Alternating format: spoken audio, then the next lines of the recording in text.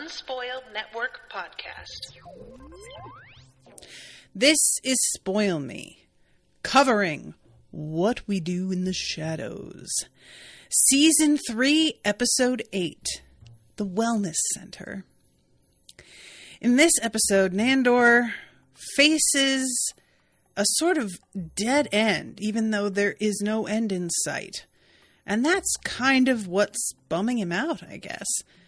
I feel like he's sort of like Rashawn, where he wants the nothingness that was promised, but not quite enough to do it. Welcome to Spoil Me.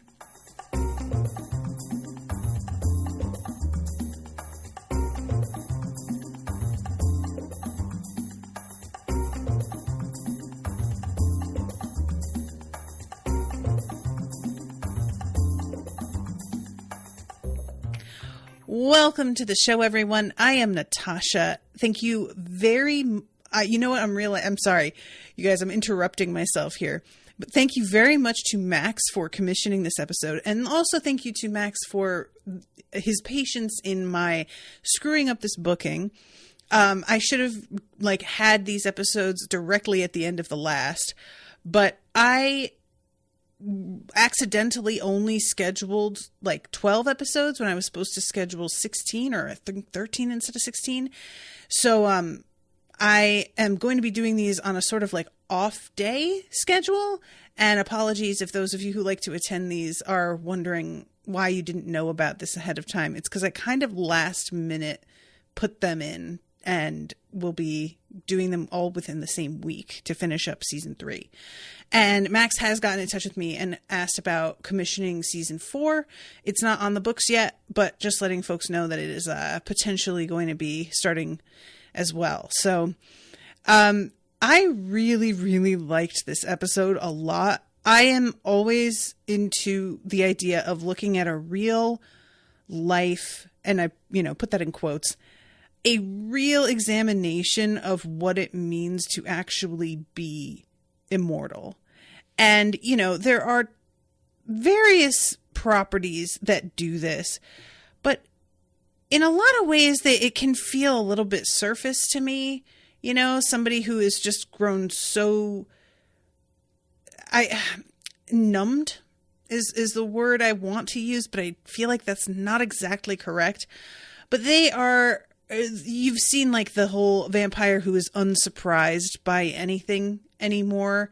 Vampire who has seen it all and is bored by it all, and generally has this sort of malaise about them because nothing is new or particularly surprising.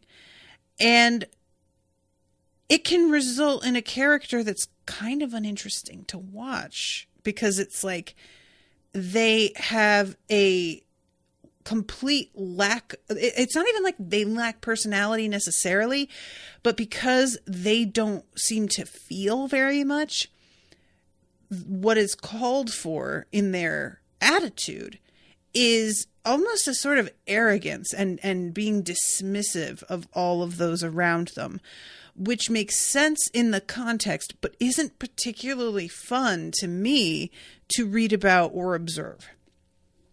So it's the sort of thing that I'm always interested in a hypothetical way. But when I actually watch it executed a lot of the time, I don't really enjoy it. You know what I'm saying? And so I was really pleased to get to see it here in a different context where we know what Nandor's normally like, and he sort of turns a corner and we see it suddenly hit him. And why that is because of a special occasion that's coming up. So the opening is, we have Guillermo, and he is celebrating his master's accession day. He says that it's the anniversary of when he was crowned Supreme Viceroy of Al Kolnadar, I think is how you say it. So it's kind of a big deal. And we see him, you know, he's got his little fez on.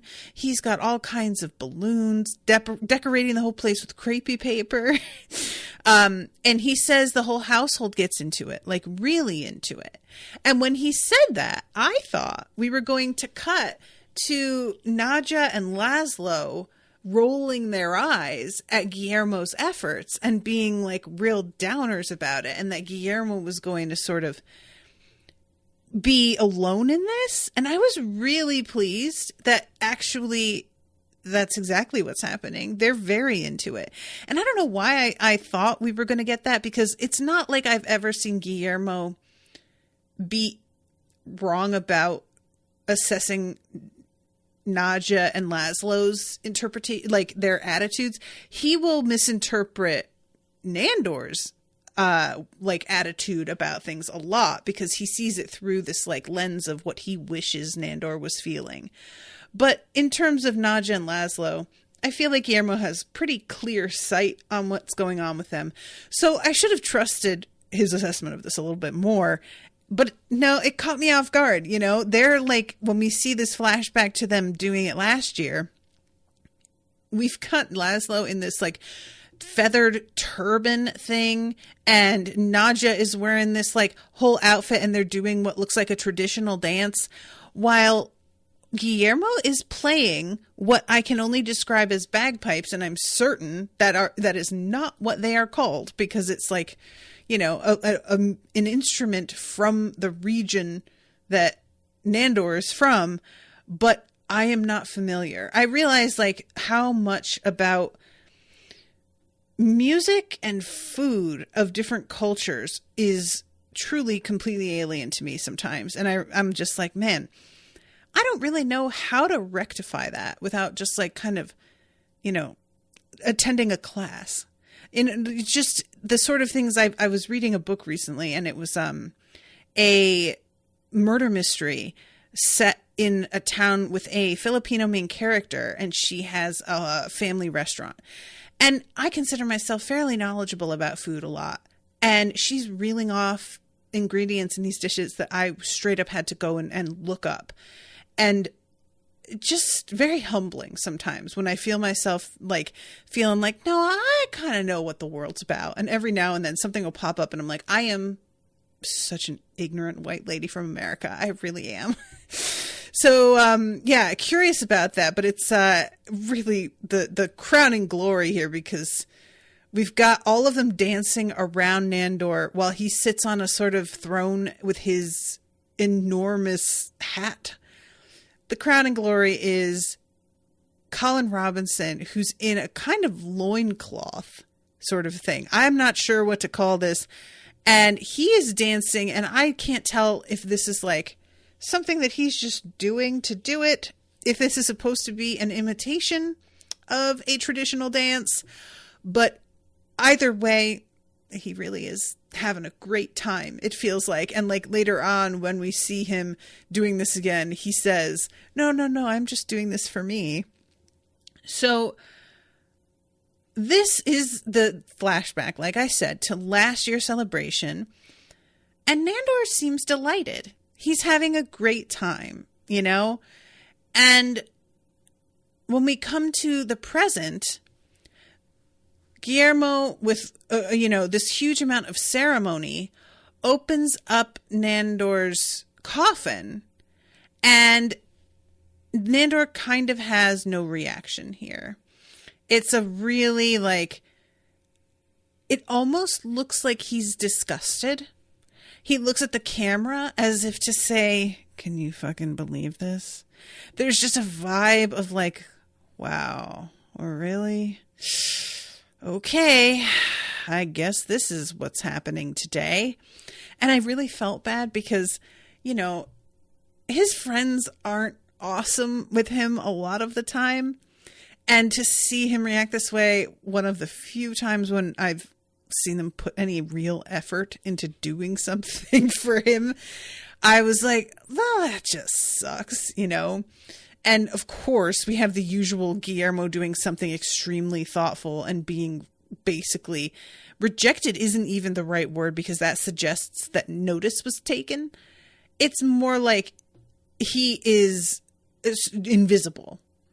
He has made these two little rag dolls, one of himself and one of Nandor. And I mean, you guys, these little rag dolls are really something. I am the one of himself. I'm like not even sure, because I think it's meant to be him based on the glasses and the curly hair. But he has given himself this little like Cupid doll sort of these lips. And I was like, Guillermo, not really, babe. What's going on? So everybody's sort of watching him as he gets up and leaves and has nothing to say to anyone. And they all go, well, I guess he's just kind of having a bad day. And then we go to him speaking to the camera, and he is talking about how it's another accession day and this is pitiful. I am just going to be celebrating like this one milestone for the rest of my life. And then when we cut to Nadja, she says, vampire depression is the real fucking deal. And they talk for a while here about how this can happen with people who are immortal, is they suddenly see the tunnel of eternity before them.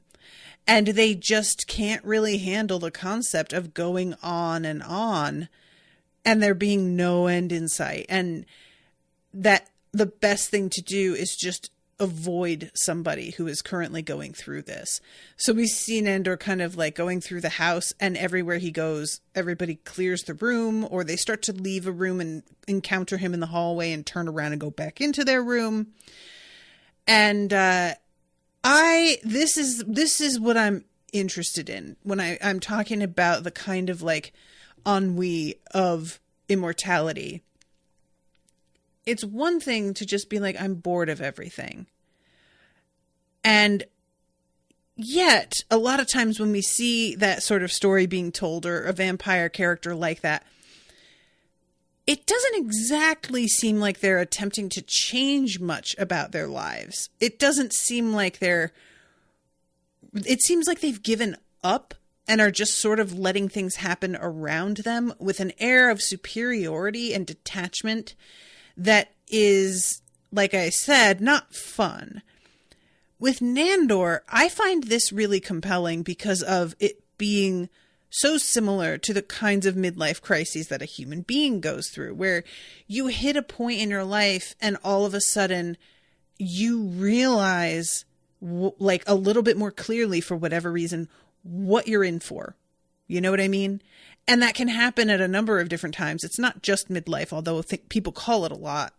They call it midlife crisis, but I feel like one of the prime times that I've seen this happen is right around 29 through 32, when you're like in your very late 20s going into early 30s, is when a lot of people start to sort of step back and be like, okay, I'm really starting to get into like the portion of my life where I'm a grown up.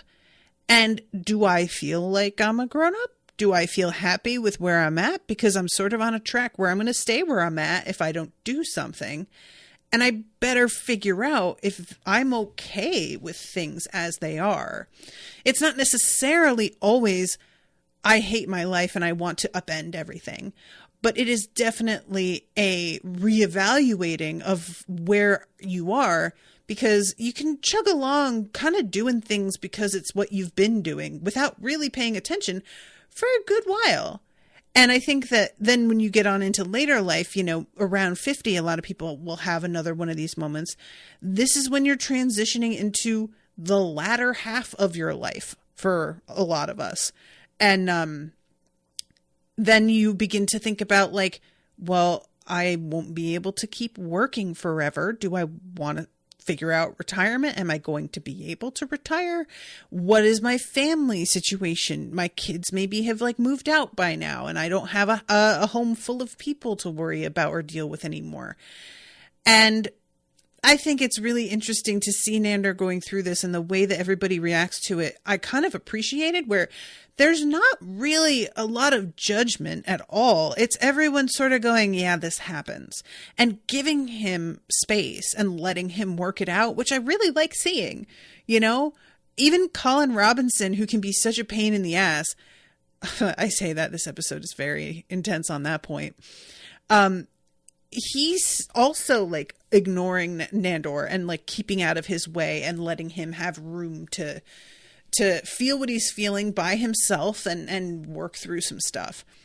And sometimes that's what needs to happen. Like, look, I was 29 when I blew up my marriage, left Philadelphia for another man, left my husband, and completely changed everything about how I was living my life. And then started podcasting full time at like 31, I think, and just dove in and hoped for the best. So, you know, this is a thing. And Owen had also gone through this and is still kind of like deciding things for himself. Nandor's situation here is the sort of thing that I think about in terms of what I would feel with eternity. There's a lot of truth to the concept of life being short is what makes things have value. Life being short means that moments matter more because there's only so much time to experience them, and the fleetingness is what makes things beautiful. And I fully appreciate that and agree that's true. And then there's also a part of me that feels like there is so much I would love to be able to experience. And I know there is simply no time, you know, like, especially because accumulation of resources in order to experience those things takes a lot of time. And doing that accumulation and accomplishing the things, that's too much time. I don't have it, you know? So there's a part of me as well that when I was younger, I used to kind of feel like, I don't think I'd want to live forever, because you'd see everybody around you beginning to die and people that you cared about would disappear and you'd wind up alone. And now that I'm older, I'm like, well, yeah, but you make new friends, you meet new people, and your life is certainly going to be dramatically different, but it won't necessarily be completely lonely either. So I've grown to sort of realize that I think as a kid, my thought process of getting older was that you would be kind of ready to wrap it up. And as I reach, you know, my late 30s here and into my 40s, I'm like, I don't feel like I'm in my late 30s. I don't feel like I am heading into a period of my life that's like mid-life. It snuck up on me. And every time I realize the reality of myself, I'm startled. And I don't think I understood how that happens when you're younger. I think I figured you would have come to terms with where you are, that it would be, you know, just something that you like knew and accepted about yourself. But that's not really how it works. And I'm really interested in whether or not that's something that happens with vampires. If like, you know, not for everybody. I'm going to preface it by saying this, but for a lot of us, some prime years in our lives are teens, early 20s, because we are in oftentimes the best health we're going to be. We are in good shape, and we are in a period where we are experiencing the beginnings of independence and able to go out and do things, but we do not yet have the burden of obligation and responsibility on us yet. So it's this really exciting combination of freedom and freedom from responsibility, and also freedom to do things that are like more adult than other things we've been allowed. And I wonder if that's something that happens when you first become a vampire. If like the first 100 years, it's just a fucking party and you are really enjoying yourself. And then you turn a corner and you're like, I don't know, man. I mean, that it's been great but it feels like that's kind of all there is. I don't know. Nandor's a lot older than 100 years too. How old is he supposed to be? I feel like it's supposed to be like he's a good 1,000 years old. Longer even, maybe like 1,200, I feel like he says. Something like that. I feel like I would have reached the point he has a lot sooner than this. But anyway, all of this is just me like sort of pontificating on the concept of being immortal and ancient, and how much I like the fact that he's being depicted as not exactly I like wanting to end his life. It's not like he's saying what's the point of immortality exactly. It's just that there's like, in terms of goals, he doesn't really seem to have any. There's nothing that's on his like bucket list that he's thinking, oh yeah, I should really go and do this thing. It's more like, I have all the time in the world, and why is there any sense of urgency to anything? So anyway, he is really like struggling with this feeling. And what the team decides to do to try and knock him out of the doldrums is they get together and have a meeting where they talk about this job that needs doing, where somebody hasn't paid their dues to the Vampiric Council in like 130 years. And Nadja doesn't want to do this collection because it's grunt work and she doesn't feel like it. But also she's thinking this might be a good way to get him moving and like, give him something short term that will make him feel kind of important and key to the household, and give him a sense of, well, we need you. You matter. And you're part of this community in a major way. You're a leader. And it would be a shame if you like removed yourself from this. So after everybody ceremonially is like, oh, I can't possibly do it. That just sounds like it's what is it that Laszlo says? I'm not man enough for it. Finally, she like waves it in Nandor's face and he's like, fine, I'll do it. So he goes to the address, and it is such a bizarre encounter, you guys. He walks in, and it's labeled a community wellness center, and I really love this. It's got this logo.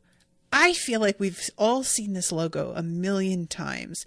It's a sort of like stick figure, but done in this real swishy, like watercolor style, with its arms wide open in silhouette in front of like a big sun kind of, it's just like the whole thing is just so positive and bright, but also deeply vague. So you could really look at it and it could mean anything. This could mean something like a chiropractor, like putting just this as a logo on the background of all of his brochures. This could be something for like a faith-based community center, even like, something like a youth pastor. Or I think that this is where I see it in Texas a lot, is like the kind of thing that you would spot where they're going to try, and this is a thing you run into a lot here, they're going to try and sidestep saying Christianity specifically because they don't want to scare you off, and they won't talk about the Bible right away. First, they talk about like the community aspect, and then they sneak in the fact that it's like really actually religious. Or Unitarian Universalist, where it's like, it's a faith-based thing, but not in the way that really has any sort of symbol associated that you could easily depict. So we're going to do this because, again, it's sort of vague. Or this could even be like a sort of educational thing. If you were just, going to be having like a tutoring center or something. And I just really like that logo because it is nothing, but it feels like I've seen it a million times. So he goes inside, and it's like, it took me a minute, you guys, to understand what threw me off so bad about it. And I finally realized it doesn't have any fucking windows. Of course, it feels weird to me because I'm a person, but it's for vampires. And no, there are no windows here. So he passes by this one room and there's a bunch of people sitting on beanbag chairs and they're all playing Rubik's Cubes. And then there are folks that are at this table and they're doing like some crafts with what looks like tongue depressors or popsicle sticks. But he steps in and is like, hey, I'm looking for, and when he says her name, I think it's Jenna, they all point at the exact same time. Jan, that's the one. And when they all point at the same time, he passes by the next room and he waves or no, not the next room, the next doorway, but they have maintained their position and they're still pointing, which was a pretty creepy effect. Like, it's not really that dramatic in terms of what it means, but it is truly creepy and unnerving. And he goes into this room where they are doing a stretching class. And the whole aesthetic here is wild. So Jan is on this platform and she is wearing a full, it is either leggings and like a bodysuit underneath or just all a bodysuit, with a big loose white kind of jogging jacket over it and white sneakers and white leg warmers and a big belt underneath. And she has got her like headset on. So when she speaks, it's coming out through the speakers in the room. And everybody who is stretching here, they are all wearing very like late 80s, early 90s themed sort of outfits with the leg warmers, with the body suits, with the jogging suits that have like the, you know, that swishy fabric. And I really do appreciate they clearly got some folks in here who are either, you know, folks who do like kind of stunt stuff or are just gymnasts, because you see some wild stretching going on. And that's down to the fact that they're vampires. So he is walking in and this woman is continuing to lead the class, even though it's pretty clear from the way he is dressed and his attitude that he isn't here for what they're all here for. And Jan is talking to all of them about like what we're going to say to this newcomer. How do we stretch? By dancing. You must stretch before you dance. And Nandor's like, no, I'm here to collect a debt because you haven't paid in 132 years. And she's like, oh, see, the thing is, we're not vampires. And everybody sort of begins to giggle. And I love her, the way that she says this. I really would love to know if there's anything specific this is based on, or if it's just a general vibe of like, not just cults, but also a sort of multi-level marketing thing, which one could also call a cult, but you know what I'm saying, that they are technically separate things. Because the way that she steps forward and says, well, there's no vampires here. It's that like real smug knowing, all right, gang, let's all do the thing. And everybody is like cheering her under their breath. And I was like, oh no, this is going to get him so hard because he's right in the midst of this thing right now. So when he's like, no, but you are vampires, she shows him that she broke her teeth off, her fangs. And everybody else in the room smiles at him and shows they have also done that. And then we find out later that they grow back every day and they have to do this every day. And I was like, that is just so brutal. Oh my God.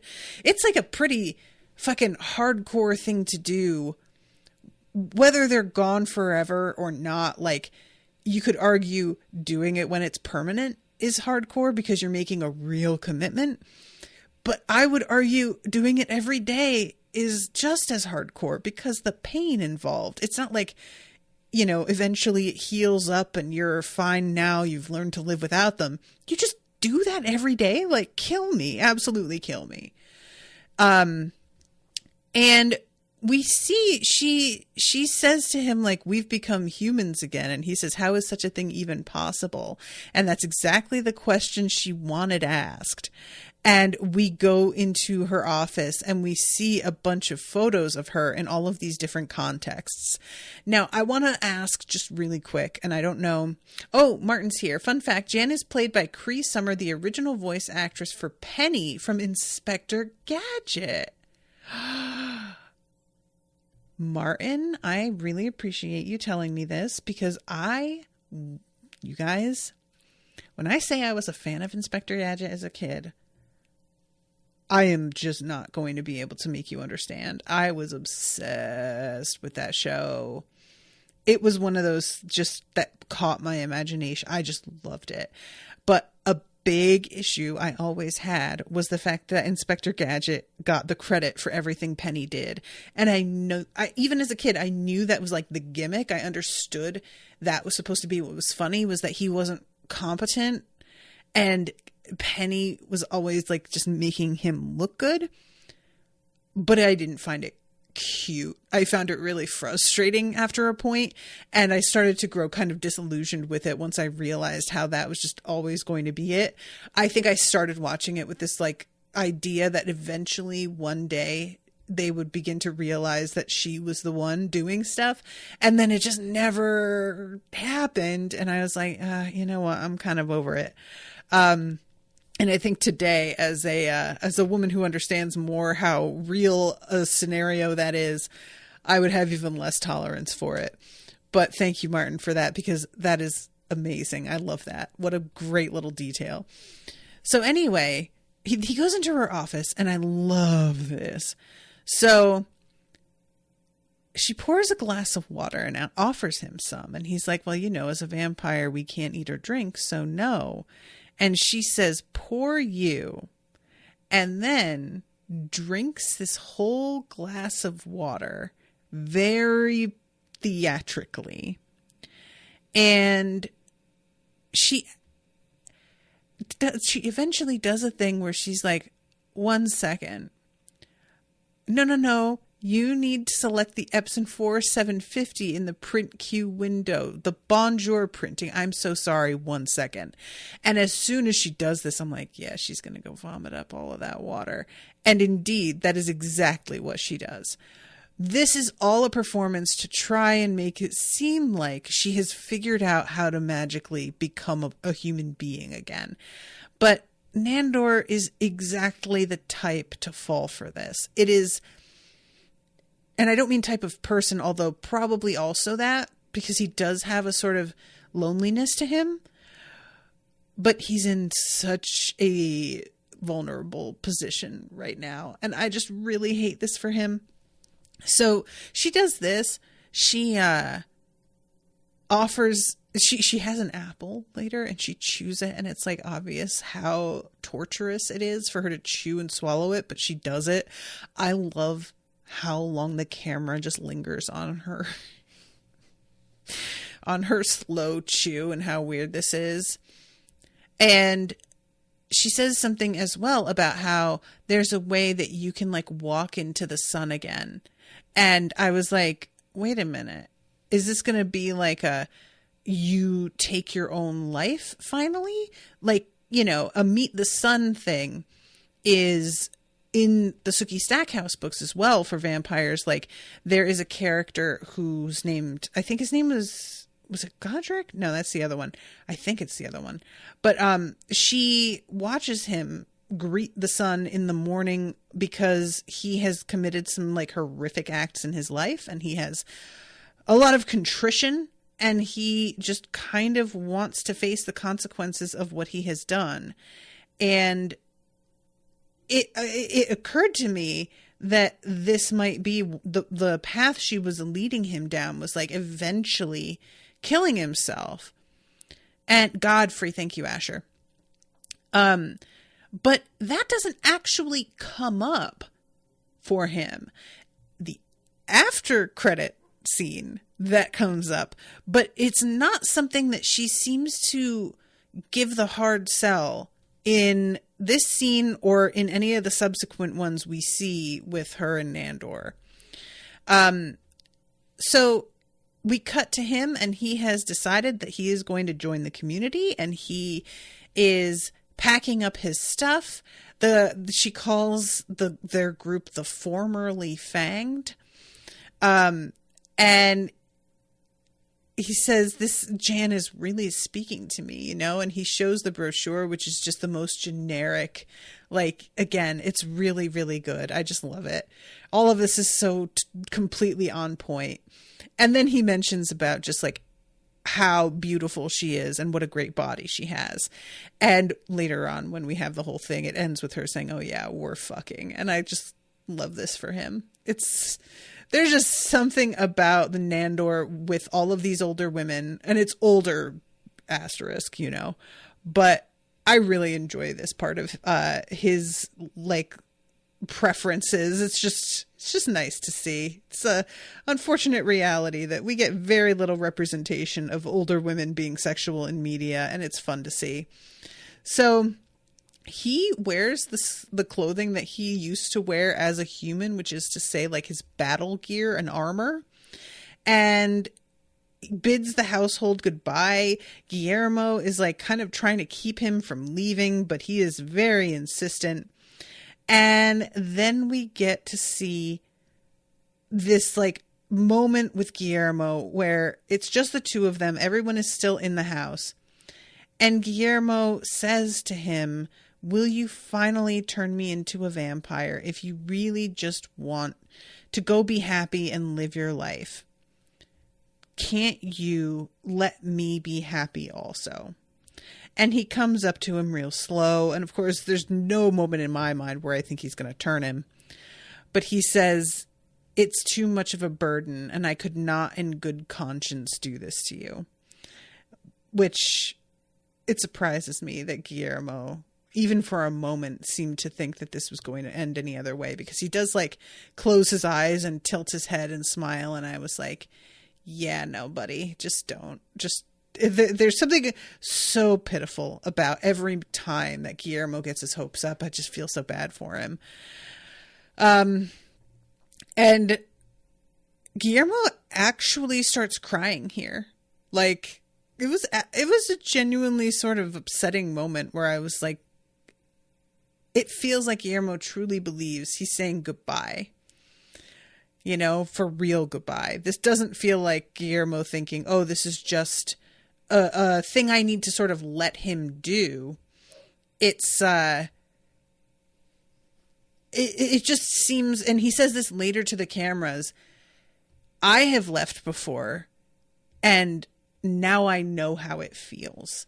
And there's a penitence to him here, you know, of just being like, this is fucking devastating and nothing prepared me for it. And after he like kind of boops Guillermo on the nose and walks away, Nandor walks out into the street without looking both ways. He keeps calling himself human. And what is it that the car hits? And I've watched this a couple times. Did he have like a sword that just got, cause there's a car that goes by and hits something. And I thought it was going to hit Nandor and like take an arm off or something. But I think that he had like an axe or something, and it just like broke a big chunk of it off. But either way, then we get the most incredible montage of Nandor at the community center. You guys, what's playing is Bare Naked Ladies over the whole scene. It's like a acoustic version, I guess, because there is definitely a tambourine going on in there. And we get to see the way that he's living every day. And I should mention that, like, despite the fact that he wore the kinds of clothing he used to wear when he was human, the kinds of clothing that you wear when you're part of this community, it's definitely 80s, 90s. His hair is in this, like, blowout, and he's wearing sleeveless sweatshirts and, like, little, you know, those, like, piping edged bike shorts, and those little, like, sweatbands that you wear around your wrists kind of thing. We see them, like, all in the kitchen, like, preparing food as if they're really eating it and then just dumping it into the garbage. And they take classes about how to do taxes, and she's instructing them how, like, women especially, how to really, like, act like they don't understand it, and that if a man is explaining something to you that you do understand, you can have a look of distress in your eyes, but you have to keep the smile on your face. And Nandor, when he's learning about taxes, says, "This seems like this Uncle Sam is bleeding us dry. It seems like maybe we should bleed him." And Jan gets in front of the class and says, no, no, no. We blow off steam as humans with an IPA or maybe an evening bike ride. And every bit of these things, it's like intercut with the exercise classes. There's a lot of hip thrusts.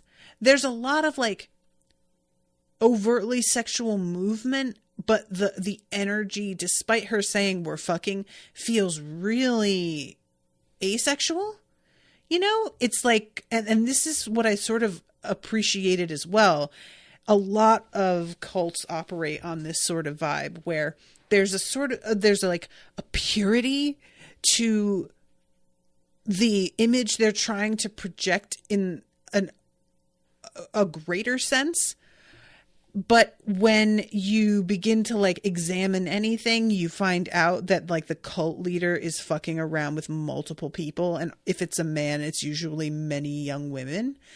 And it is just I was surprised that it didn't come out, actually, that she was fucking other vampires as well as Nandor. And it may be that she was, but we don't find out about it. And I thought that was going to be something that eventually, like, he heard and maybe disillusioned him. But I will say I was truly surprised, because at the end of this episode, he isn't disillusioned. He's been pulled out of there, but he isn't over it. He hasn't decided to leave. There was an intervention from Guillermo, and if he were allowed to leave the cage, would go back. And I was really thinking that there would be something that would sort of cause his trust in Jan to shatter.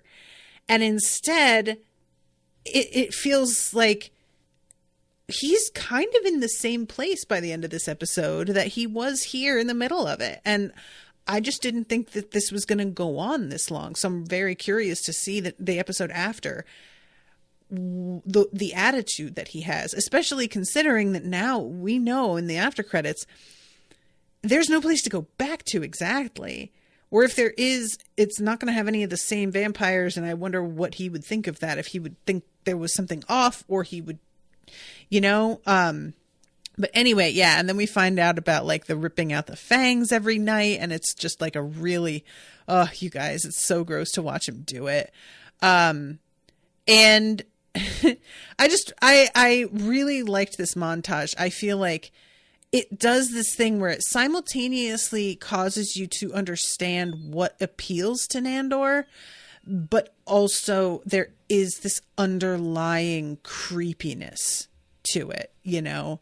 And this is what I think is always the most effective when you are watching something depicting a cult-like situation, is you really have to ride that line where you get why somebody wouldn't see the creepiness and would only see the appealing parts. It's a very tricky, like, balance you have to find of making something feel like it's believable that people would go for it, but also a person who isn't in as vulnerable position would see all the red flags for it and really begin to be like, this, something's going on here, you know? Because like, look, I'm not going to pretend that the concept of like hanging around with lots of people who have the same kind of value system as me, are maybe like a similar age group as me, and doing like group activities and stuff. There is an appeal to that, you know, that kind of community. I understand, especially why down here in Texas, like churches as communities have such a hold, because it can be hard to meet new people, especially as you get older, unless they're people that you know at work. And sometimes making friends at work isn't a great call. So you've got to find a way. And church tends to be like, sometimes it's more about the community than it is about the religion even. So I get why this would feel, especially everybody being here is actively wanting to turn their backs on the vampire aspects of themselves. And he has been having a hard time with it. So it all makes sense to me. But this whole thing just didn't really go in the direction that I was expecting. So we have this scene. I love this. Guillermo goes to try and find something about where Nandor headed, but Colin has taken over Nandor's room apparently, and has like been just farting on all of these different surfaces, which I was like, that is such a weird thing to add into his lore. I'm not even really sure what to do with that, but okay. Martin says, speaking as someone at university, trying to make friends as an adult royally sucks. Yeah, this is, you know, I've gotten really lucky in that I have managed to make friends mostly like through people who have listened to the podcast. So I know that if they're part of the community and they're in my comments and stuff a lot, they already know my viewpoints on things and they must agree with them because they're still around. So that part of the vetting process is over. But in the world we live in today, it is more important to me than it has ever been to know that the folks that I am going to be spending my time with hold the same values as I do about literally everything, because otherwise I just can't, I just can't do it. And it's a really tricky thing to like grow to like somebody's personality and feel like you're on the same page, and then find out that they're transphobic, or find out that they're hugely fat phobic or racist or whatever. Like, there are so many pitfalls that can really just depress you when you've otherwise sunk some time and energy into getting to know someone and hanging out with them. And it's the same as like dating, you want to be able to give people a questionnaire and just be like, all right, look, unless you answer all of these questions correctly, I'm just not going to go out with you for drinks after work. So let's just get this out of the way now. But you can't do it like that. And because of the podcast, I've lucked out and found this great group of friends because they already like knew me, and it was just on me to get to know them. And it really is like, I found this shortcut. But if you're just out in the world in a regular way, the way that I think that Owen has worked it out, he is part of he does gaming at a store in town, and he hangs out there and plays board games with various people that come in, and some folks will like hang around and get to learn how to play. And he has made some friends this way and been able to, like, through casual conversation in the shop, sussed out whether or not they're on the right side of certain things before he has committed himself to like seeing them outside of the store. And that has seemed to work out pretty well for him. But it is a hard thing, I have one friend here in person that I consider my friend and not Owen's friend. And they are the only one, like, other than Candace, who lives about an hour away, who I met also through the podcast. So Yeah, it's really growing up, especially like you have friends from when you were younger, and if they aren't on the right side of certain things, they can fall by the wayside too, and you find yourself suddenly like, wow, all these people that I thought were basically cool have turned out to be huge disappointments. So now what? But anyway, so Nandor is looking for a clue, and I love Colin being like, there's a pamphlet sitting right here, like right out in the open. And it says something like, if any of you assholes give a shit where I went, here's, the info on how, or on where. So then we have Guillermo infiltrating this building. I thought this was going to be a lot more difficult. There is no security. I really thought that he was going to encounter somebody kind of trying to suss out who he is. But he comes in, he has got a full fucking duffel bag of steaks.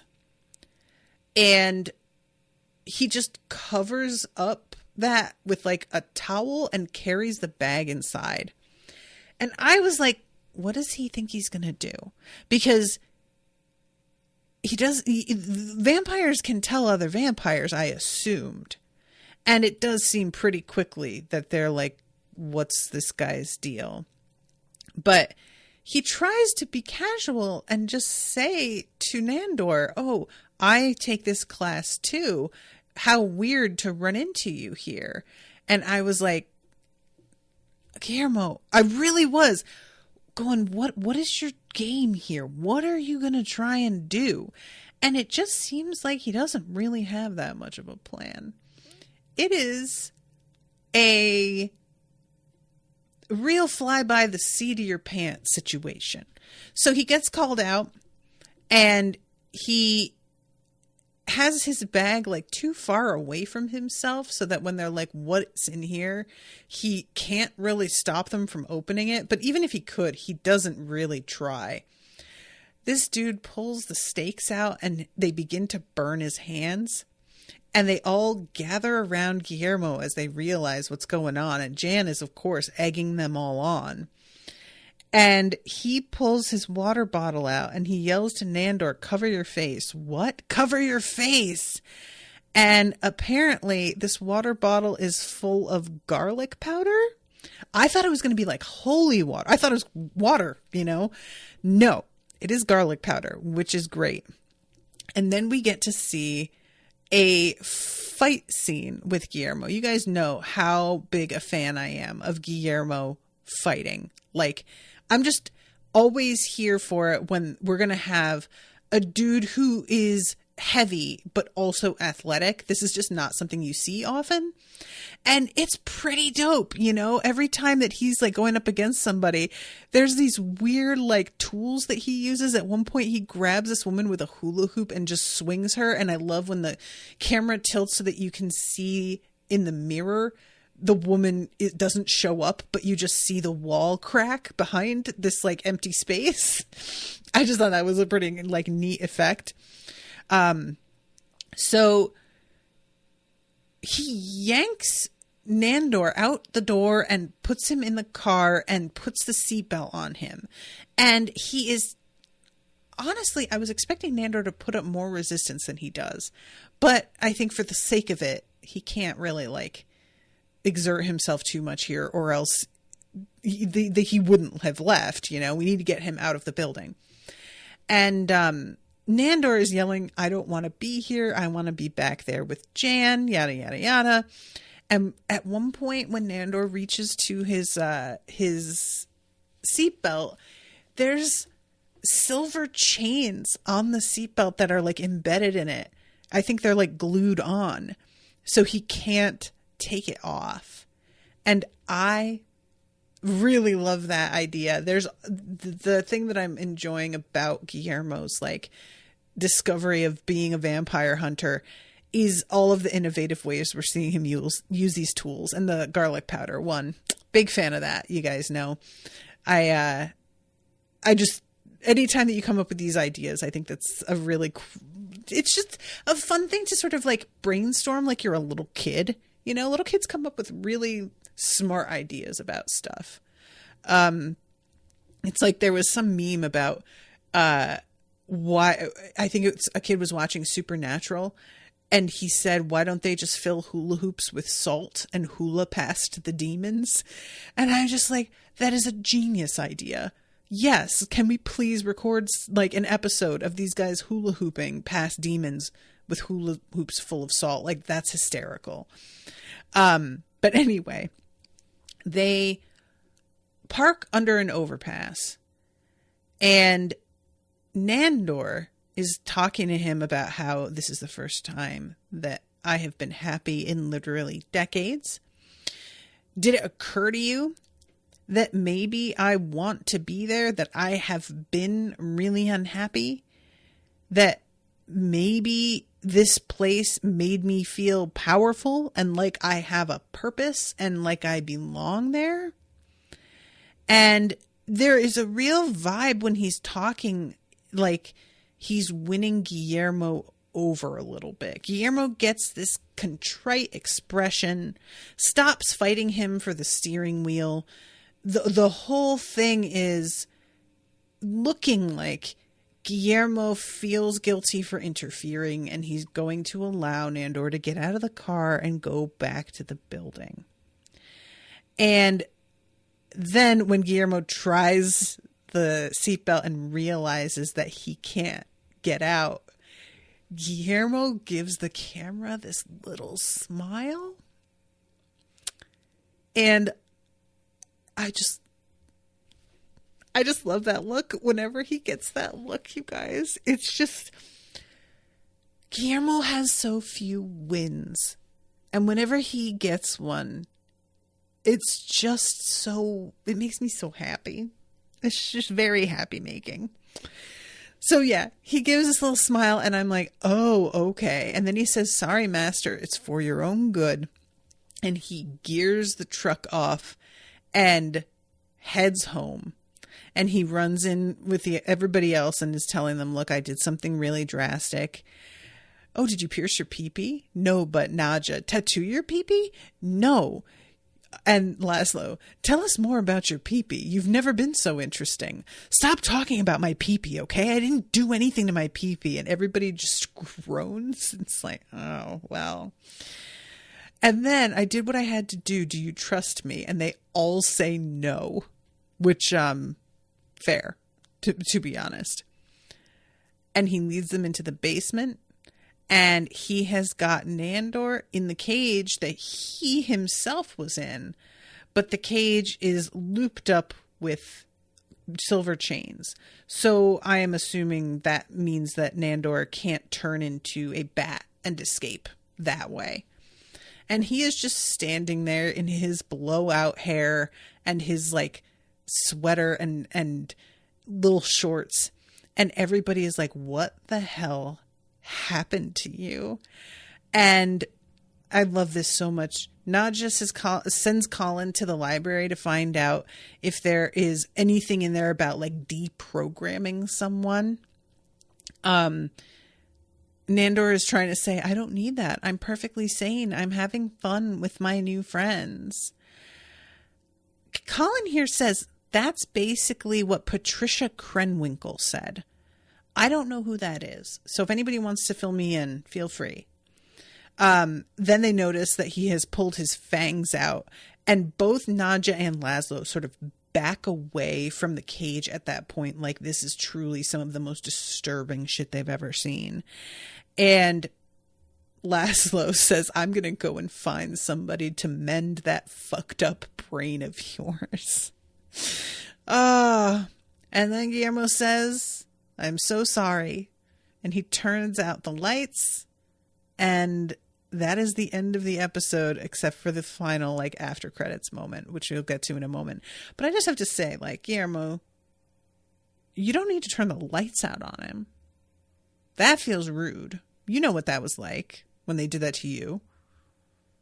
Just don't do that, man. Just let him have the light at least. I mean, come on. I mean, I'm sure it doesn't really matter to a vampire, but, like, you know. Oh, Asher says member of the Manson family. Okay, gotcha. Talk about Inspector Gadget. Oh, about Guillermo. That's a good point. Oh, I like that, Asher. I want to call him Inspector Gadget now. So after the credits, we have Jan, and she is sitting in the exercise room, and all of the other vampires are here, and they are yelling at her about the fact that they had been told she would protect them, and that she lied to them, that she doesn't have things under control the way she made them feel like she did. And then she, like, abruptly, as she realizes that the tide is about to turn and she's way outnumbered, she's like, it's time for us to reject eternal life, the ultimate burn. And everybody is really psyched up, and she heads up the stairs, and she's not, I thought she was going to kind of lie to them about what was happening, but no, she says we're all going to walk out into the sunlight. She's full on telling them exactly what's about to happen. And she goes up to the roof, and she pulls open the door and lets all of them run out ahead of her, assuring them that she is right behind them. And we see each of them begin to, they light up. We see all of these like sparks and smoke and screams. And then she just slams the door behind them and bars it shut and looks up at the camera and says, well, back to the drawing board. And she turns into a bat and flies back down the stairwell by herself. And that is the end of the episode. And I was like, well, damn. Because that is I mean, look, considering how many cults have had like either outright suicide pacts or low-key suicide pacts, that feels like actually like it's not that surprising. But I didn't expect everybody to go along with it so willingly. I thought they'd be able to see through what she was doing. And I should have realized they wouldn't, because that's kind of what brainwashing is that even when somebody disappoints you, you still have trouble turning your back on them and admitting to yourself that they aren't trustworthy. So yeah, as soon as she's like, no, now we're going to see it through and do the final burn, everybody immediately is like, oh yeah, this is what we're here for. This is what it's all been about. The big day is finally here. But again, I don't remember her saying anything about this to Nandor, and I would have liked to see his reaction if she had brought it up to him. I'm very curious if he's going to find out about this at all and put two and two together and know what happened or what. Martin says the end credits was genuinely shocking to me. I mean, it was goofy, but legit chilling. Yeah, that's the thing, man. That's the thing about like anytime you do an episode like this where it's a parody, but it's based on a real phenomenon that's like genuinely upsetting about the way human nature works and things that have been done in the world. You hit that spot a lot of the time where you're just like, this is funny, but also it's really not funny actually at all. I think that's a good indication though that it's been done well. You know, when you're laughing, but part of you is kind of like, I really shouldn't be. Yeah. So I'm, like I said, I'm real curious about the next episode. Like part of me knows that this show doesn't tend to go super incrementally with stuff, like not incrementally, sequentially. Well, oftentimes something will end on a cliffhanger. I'll expect the next episode to pick up where the cliffhanger left off, and it doesn't. And then the episode after that is when we sort of deal with the episode, from 2 episodes ago. So I'm wondering if like the next one is going to be about this or if we're going to jump into something else. I really hope it's about this because I just feel like this is a pretty strong storyline, actually. The concept of vampires who don't want to be vampires anymore. But also, we've only got a couple episodes left before the end of the season. So I don't really know. Is she going to be like somebody that they need to deal with again? Because she escaped this whole thing, but how much is she going to be blamed personally? She's the ringleader. She's the one who created this fucking cult and killed all these vampires, basically. I have to think that folks are going to want to hold her responsible, but I don't know how much that's going to matter personally to anybody but Guillermo, really. Or like if Nandor figures out what she did, maybe he'll take it personally enough that he'll want to do something, but it would take him figuring that out. And I don't know how he does that. So yeah, that's the end of the episode. Martin says, happy Valentine's Day, everyone. Have a nice night. You as well, Martin. Appreciate it. And thank you to Max for being patient with me. Appreciate you a lot, dude. Appreciate you all coming and hanging out with me. And until next time, toodaloo, motherfuckers.